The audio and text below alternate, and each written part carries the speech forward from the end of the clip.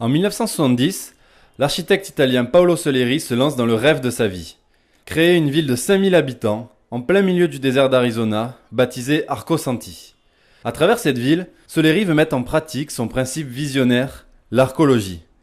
L'arcologie est la contraction d'architecture et d'écologie. Elle propose un urbanisme dense et vertical, à l'opposé de l'étalement urbain en vogue aux États-Unis depuis 1970. Le but de Soleri est de lutter contre la surconsommation d'espace, de temps et d'énergie en concentrant les bâtiments. Il veut ainsi rendre inutile l'usage de la voiture.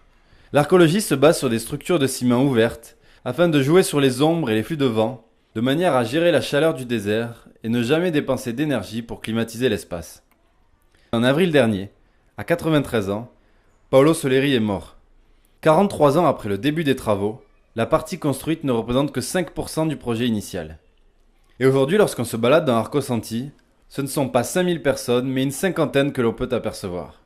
Ce jour-là, nous en avons croisé très peu. Lorsqu'on leur pose des questions sur l'arcologie, peu ont encore la force de raconter le concept. L'heure est aux aveux d'échec. L'échec avant tout d'un homme, arrogant, entêté, isolé, dans une société américaine peu encline à soutenir des projets en marge de la pensée globale.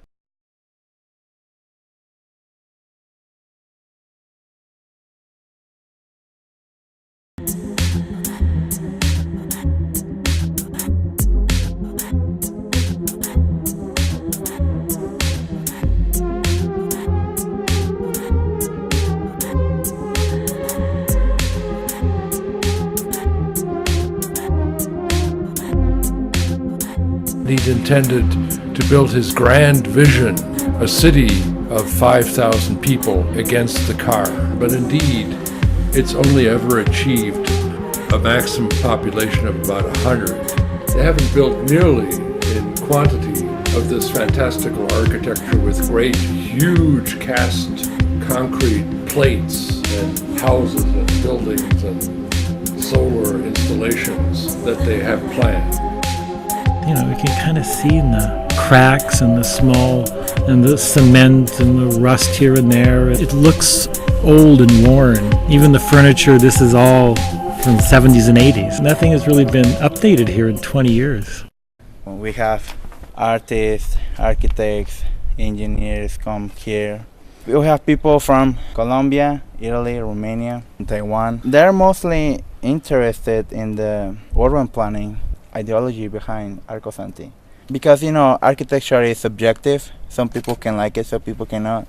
But this form of urban planning is kind of unique. Mainly everything is built here by students. They can learn, and it's pretty much also free labor. They're all united by the ideals of Paolo Soleri, an intellectual idea rather than some concrete idea, because the people who come there are architecture students, not practicing architects with families to feed. They will need to complete the 5-week workshop. In that time, they get to experience a little bit of each department. And after the workshop is done, they can decide where they want to work. And then they move to a permanent residential space. You pay the tuition for 5 weeks. How much? Total is $1,550. After a suitable period, if you passed the test of the 5 weeks, you could live there and continue to work. I mean, he didn't have paid contractors, he didn't hire to do the work. No, all the people who lived there do the work. It was a very un-American way to do the work, is by getting your your disciples to do the work. No, he hires people because they believe in his idea. And it's one of those vacations which are very popular nowadays. You pay to work there.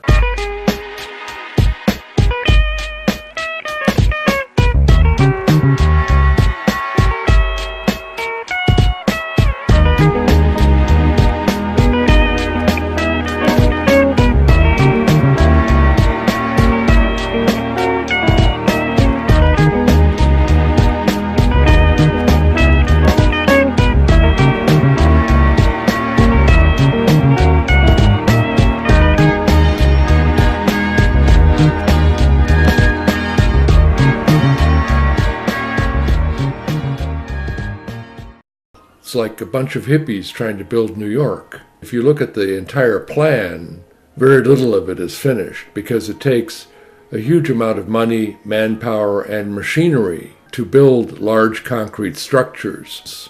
But they're financing it almost solely by the production of these cast bronze and cast ceramic bells, which aren't going to bring them a lot of money. And they don't have Warren Buffett writing checks, which is really what they need.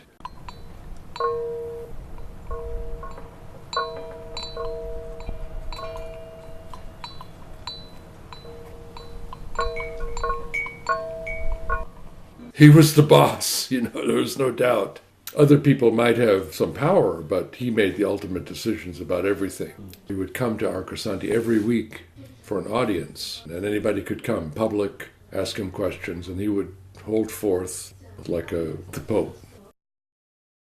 Arcosanti could use a couple of $1 million to go forward, but they don't have it, and they're not going to get it, because it's not mainstream.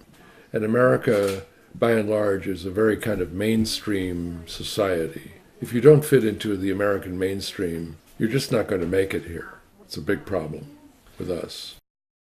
He came to Arizona to work with Frank Lloyd Wright. He never would make any sort of compromises.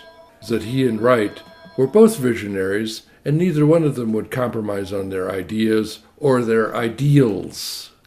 So they couldn't work together, and Soleri can't work with anyone else.